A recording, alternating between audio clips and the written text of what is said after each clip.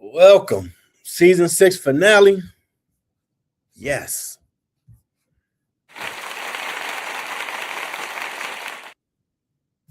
Sports Line with JLE, where we discuss sports like family. That's the theme song, Man Talk, off my first album, JLE Experience. On music copyright. Me on Facebook. It's been a long journey for this season. My co-host Marte, she had to step away. Appreciate her getting me this far. In this season 5. Man. Whew. A lot of good stuff. A lot of stuff happened in sports. Super Bowl happened. If you want to call it that. My prediction came true. Seattle won. I didn't expect them to mollywop them like that, though. But they was a hungry team. They go by the nickname, the Dark Side. Trying to make their own identity from Legion of Boom. A lot of comparison this year. And given from being Seattle Washington, all the weather is kind of gloomy. So it came up with the nickname. And all I thought about watching them play was Lawrence Taylor and his defense with the Giants. A bunch of crazy dogs out there because they weren't really blitzing every play, and they was getting after them. And when they was pushing over the New York England offensive line, like, man, move. I got to get over here. Like, wow. It was 12-0 going to the fourth quarter. That's why get the points. Take the points down there. They running back, Kevon Walker III. He won MVP because that Le'Veon Bell style, which we had a part 2 of seeing, that patient waiting for the hole. He got a lot of games, got him to field goal kicking, and then fourth quarter, defense took over. They made some plays, scored a touchdown. They wound up winning 29-13.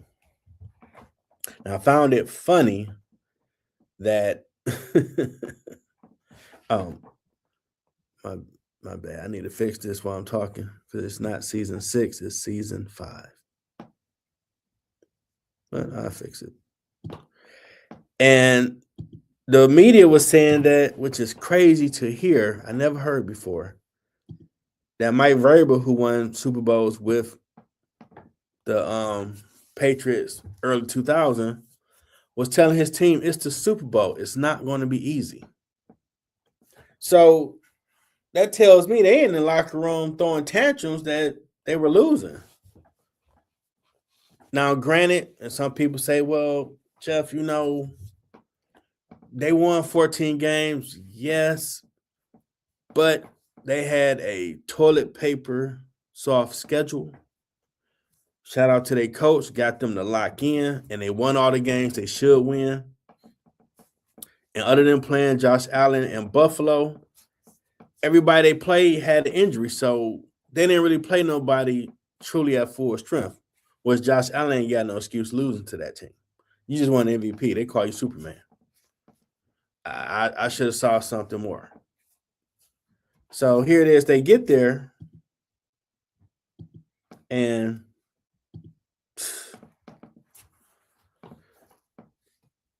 the first quarter, you watching it, and even the announcers trying not to say it, but like, man, it's too early to say, but it's looking like they throwing the towel in. And when they start asking the defense on Seattle, like, when did you know you had this game? Oh, after the first series. Now, watching the first series, they were just moving their defense out the way and getting after their quarterback, Drake May.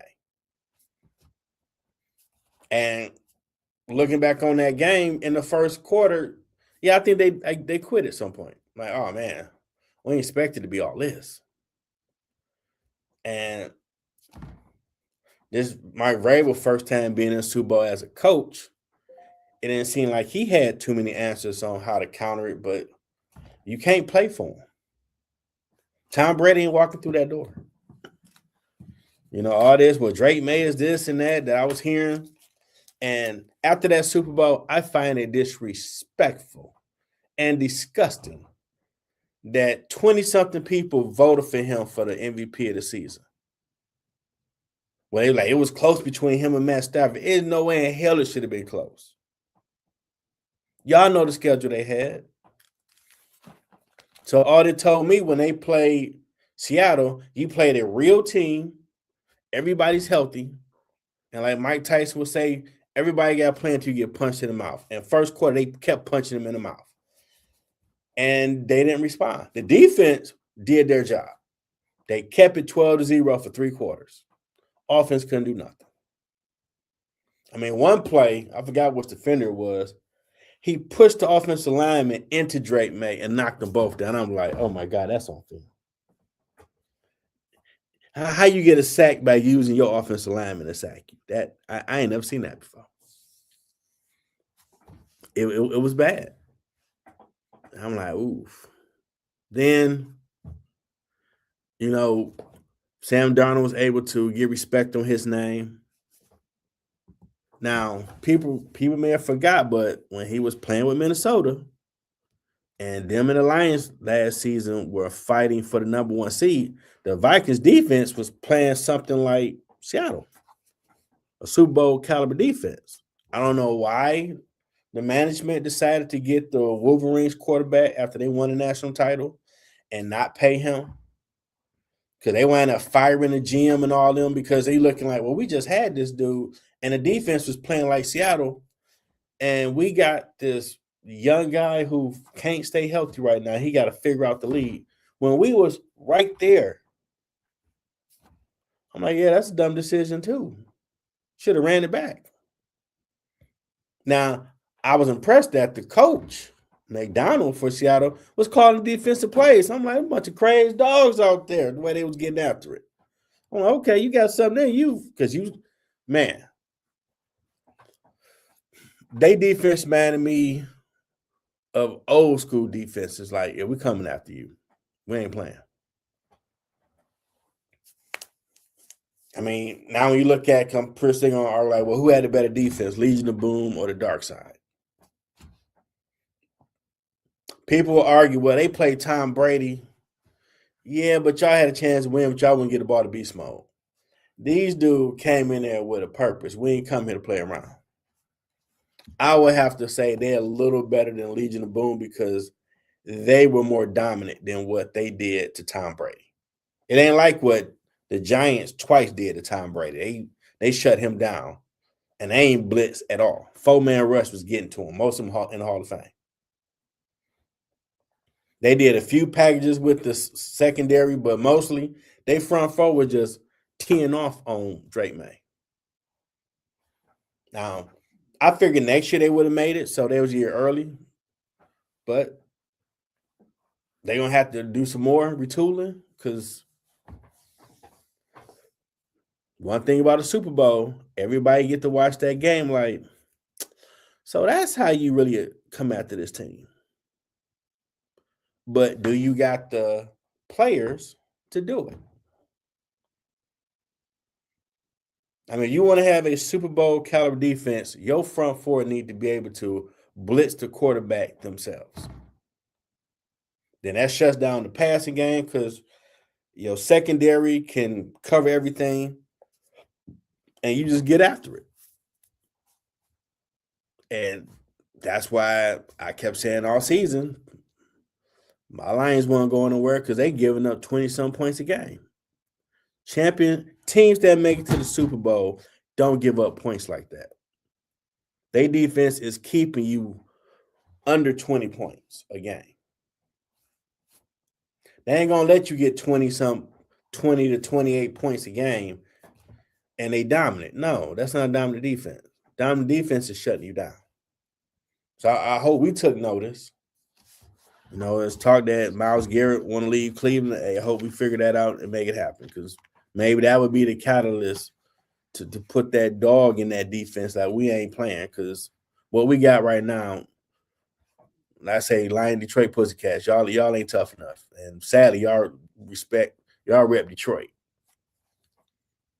And if nothing else, we hard work and we don't take no sassing. I saw a lot of sass in that Ford Field this season. And I keep going back to that Washington Commanders loss in the playoffs, the way they punked us at home. We lost respect. This season, they need to get that respect back on defense. Someone needed, in my opinion, the first game, get a 15-yard penalty. You need to set the tone that this ain't that.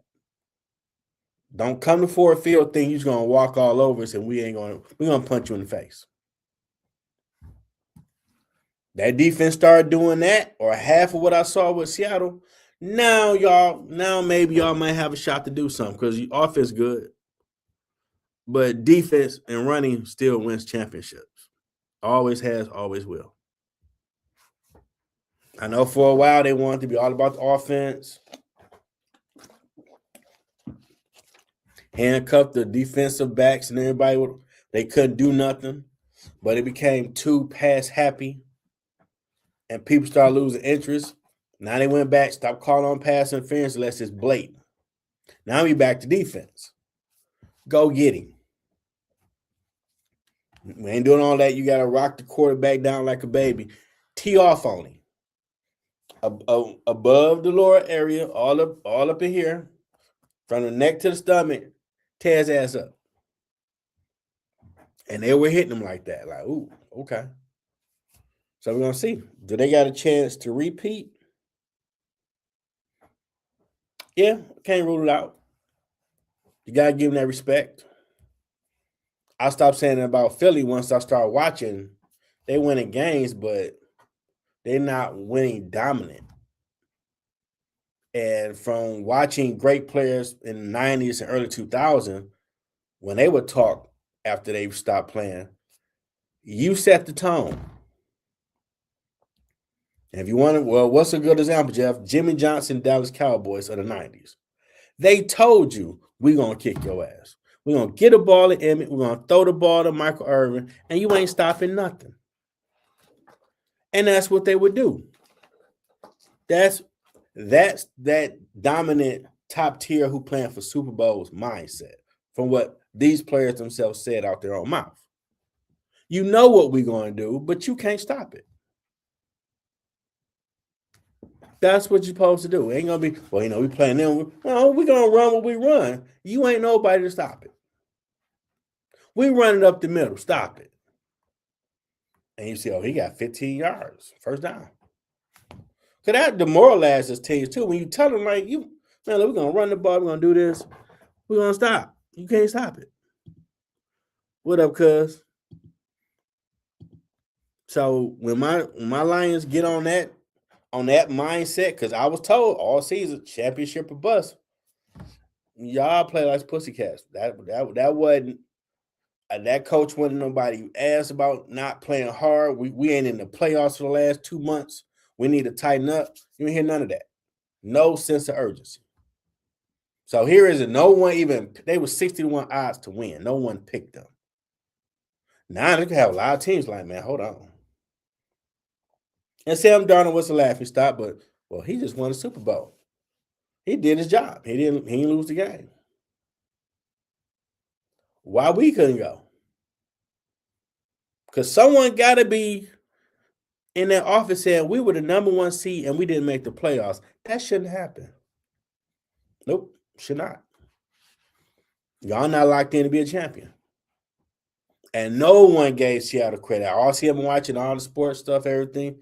Yeah, Seattle, they doing a little something, but that little sneak diss, and they say little. But they got Sam Darnold. We ain't really worried about them. And I know they walk around now like Birdman, puts respect on our name. We the last one standing with Sam Darnold. Hey, y'all the champ, talking shit. Y'all respect it. Y'all want to be legendary? Go back to back. But nowadays it's kind of hard because players don't be that locked in to go back. So we'll see. Teams already coming up with who could be contenders. You got to throw New England in there because they did make it. Denver, well, Bo Nix was hurt, so if they get a better backup, because he still gotta heal, then get back to football playing. Kansas City got to retool.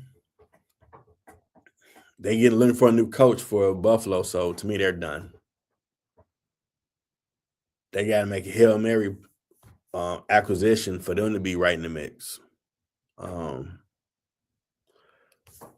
And look, I know a lot of people say, well, they got Lamar, Baltimore, Jeff. No. I watched them play Green Bay with their backup, giving the ball to Derrick Henry. And he ran for like 20-something carries for 200-some yards. And they look more like the Ravens. Defense being playing nasty and all that. Then when he came back to play, I ain't see that defense playing nasty. That makes me think there's something going on in that building. Because the quarterback was saying in the interview, I'm going to get the ball to him. I'm going to give Derrick. Is that a sentiment possibly that they like when he stop all this pass and he need to stop running, just give it to Derrick Henry, let him do his thing? Or what? And Jeff, you coming from Spears, y'all got rid of the coach. Now, some people agree with it. I would have got rid of Lamar because the owner gave that interview. You got rid of him, but you basically saying if you ain't here locked in for everything, you don't really have a big enough for the pie and say so. So if he don't have that franchise player, yay or nay on someone you hiring, why you keep him? You fill the seats. Because right now, John Harbaugh went to the Giants and he's building him a nice little Avengers for his coaching staff. I expect him to be in the playoffs. Philly, they need to retool a little bit. DeMarcus Lawrence basically just let it be known, but he said leaving Cowboys. Jerry Jones only care about keeping them relevant. He don't care about titles. So, but you're always gonna have them Cowboy fans. We going to Super Bowl. Y'all ain't doing shit until that man pass on, his son take over, and get out the way. That's the only scenario I see the Cowboys having a viable chance to win the Super Bowl. I believe the son, when he would take it over, will get out the way and let them do what they do. He ain't trying to be shouldn't I say, all in the camera, all in the videos, talking to the media because he need all the attention. But you tell everybody, I do anything to win. No, you don't. You want to win his way.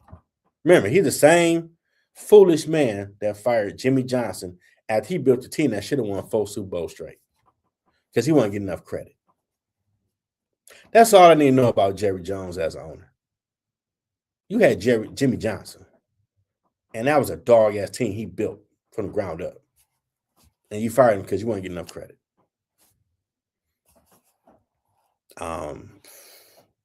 Rams, San Fran they might still be the best division come next season. They're gonna be fighting with. They kind of helped the Seahawks because they was fighting them. Be battle tested to go mollywop New England. Houston, they ain't there yet. Carolina, they getting close. So even right now, Seattle could repeat because it's still wide open. There's no dominant teams. I can just point out like, oh, that's a roadblock. It's wide open. It's wide open. Now, Pistons Brawl. They played Charlotte. One of the players did too much with one of Duran from the Pistons. He smushed him in the face. Step back, thinking my man was going to do something. He didn't. No, they pushing and shoveling. Then one of the other Charlotte players, I think Bridges, jumped in. So Isaiah Stewart came off the bench and got him some. He wound up getting 7 games for coming off the bench. A lot of people speculate, man, he might be banned for the season. This was David Stern. Yeah, he probably would, but he's no force of the team. I mean, you can speculate. He had no choice but to get off that bench and make his presence felt. He's the enforcer. They might look at him like, okay, we got a scuffle going on. Where you at? And I agree with a lot of people. That Duncan Robinson dude he couldn't even fake like he's trying to break it up or something, dude. Either you Detroit Pistons or you not. And I assume they probably got in his ass in the locker room. This I don't know what y'all did in Miami, but we off one or we not. When they go down, you 10 toes down with us, or you just worried about you. We don't need that here. We need everybody locked in. I ain't saying you need to go fighting on people, but you need to defend your teammate. Do something. Don't, oh, that's their stuff. I'm over here. Nah. We can find somebody else that can shoot. There's a lot of shooters. A lot of great players out here. Cut it out. But when the problems jump off, you got to be down for the cause. Or at least feel like you're trying to break it up. Something. Nah, I'm staying away from it. All-Star Weekend is this weekend. Today they got celebrity game going on and the Rising Stars. I don't really watch those that much.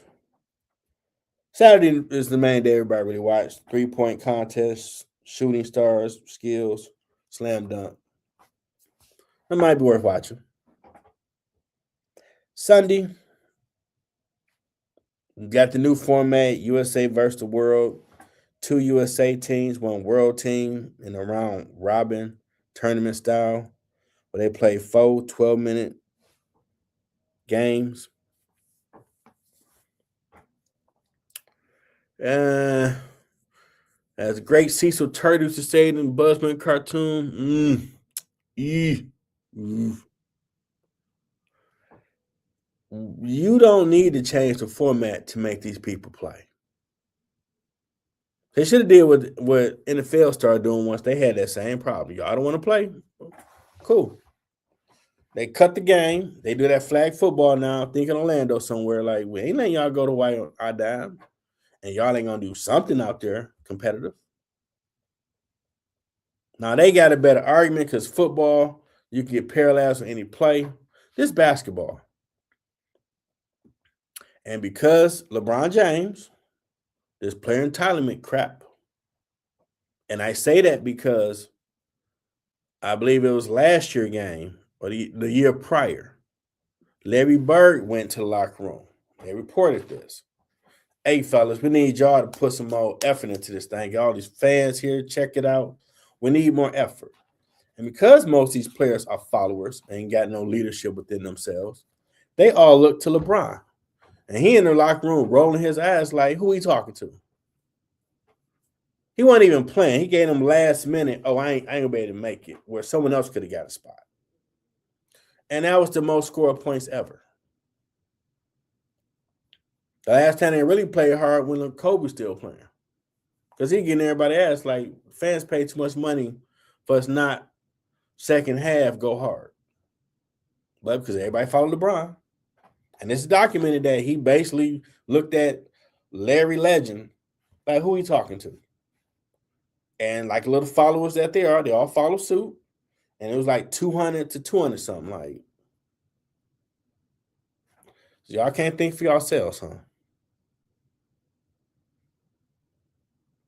If the fans decided to have let's say they try this and fans don't like it, and they get on social media and say, you know what?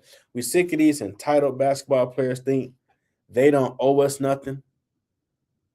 They doing us a favor to play this game. While they made $300 million contracts, we going to stop going to the games. We can watch it on TV.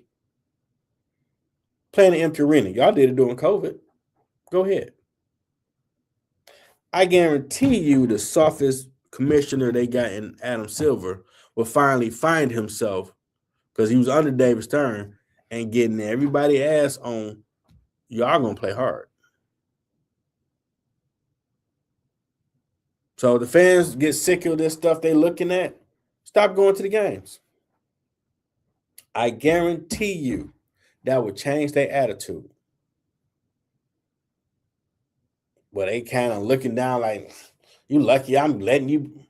If they don't pay these extreme amount for tickets, parking, concessions, them owners don't have this money to pay, $300 contract, $300 million contract that most of y'all are not worth and y'all don't even own. It's just what the market dictates because all the TV money so much. Half y'all in NBA don't play offense or defense.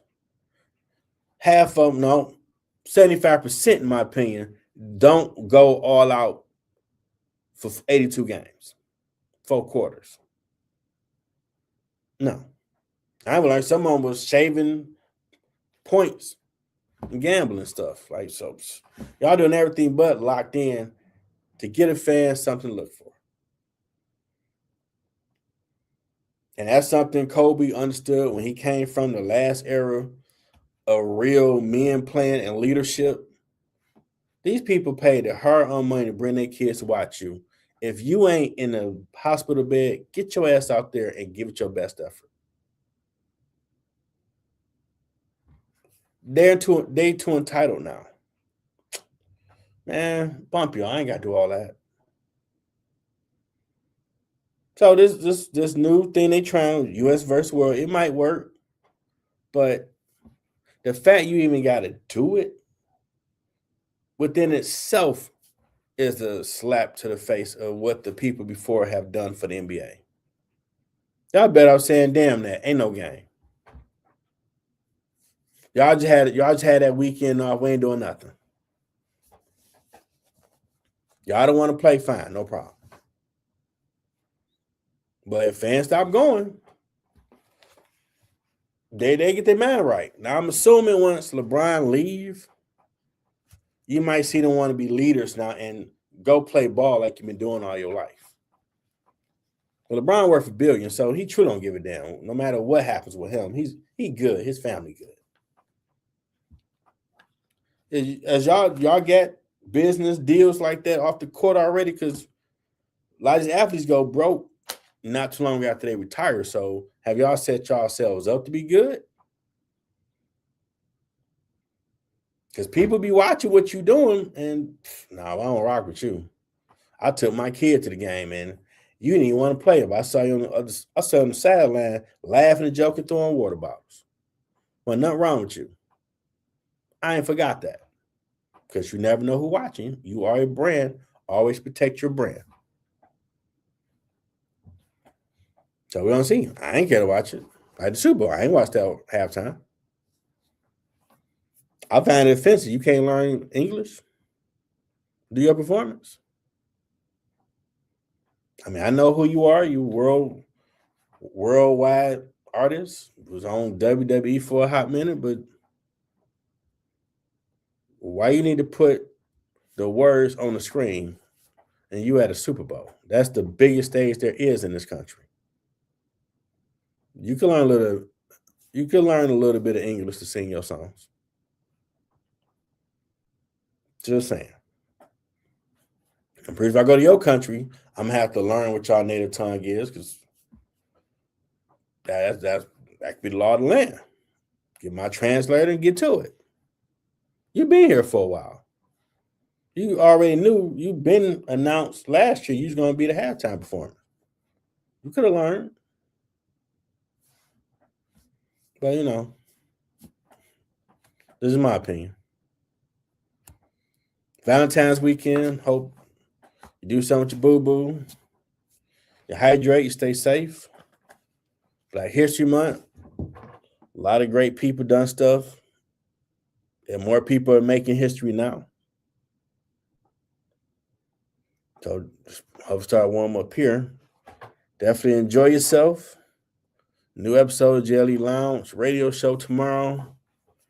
I'm doing a special Middle Ground Black History episode and New Ground Floor. A lot going on in the world. Not going on.